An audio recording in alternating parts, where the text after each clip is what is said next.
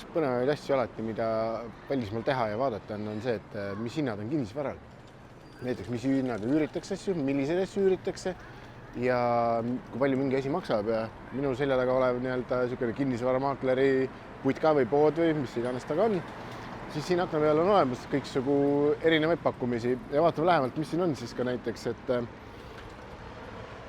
sellise põõsastega kodus saad võtta omale tonn 200 eest ja see on 26 ruutu, et selle isegi näidata, milline korter on. Müüa näiteks 18 000 eest niisugune lagunenud korter, mille ruutmeetreid on ainult 14. Siis on siin veel saab vannitoa ja põõsaga, on siis 860 ja ruutmeetreid on 25. Siis midagi natukene ilusamat on juba 355 000 eest. Ütleme, tavapärane korter või selline 8 ruutu isegi, mis on väga hea, on siis 2300 eurot kuu. Ja autoparkimisplatsi näiteks saab 110 euro eest kuu.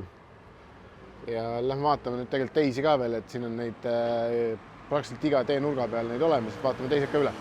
Päris täpselt ei tea, kas on kinnisvarabüroosid rohkem kui kohvikuid, aga järgmised pakkumised on siin, et 3790 eest on niisugune päris kena korter pakkuda ja 2200 ja 2500, et see kinnisvarabüroo näib vähemalt veidikene fancy olevat.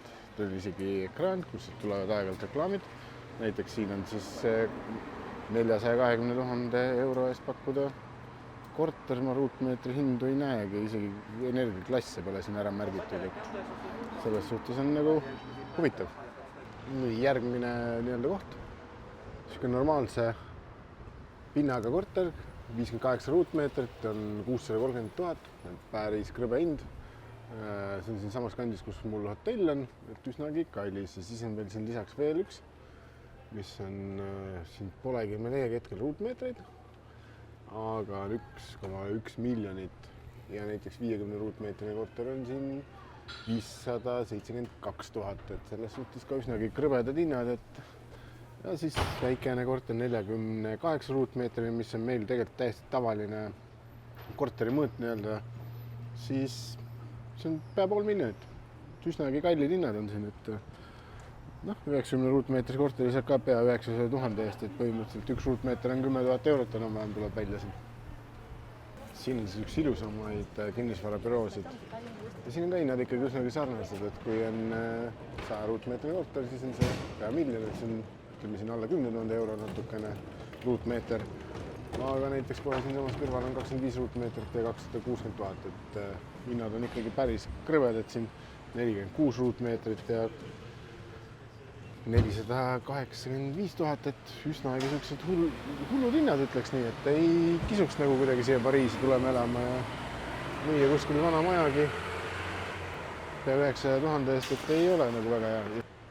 164 000, 17 ruutmeetrine korter, päris krõbe hind, et 17 ruutmeetris korteris ei kujutaks ette, kuidas elakski.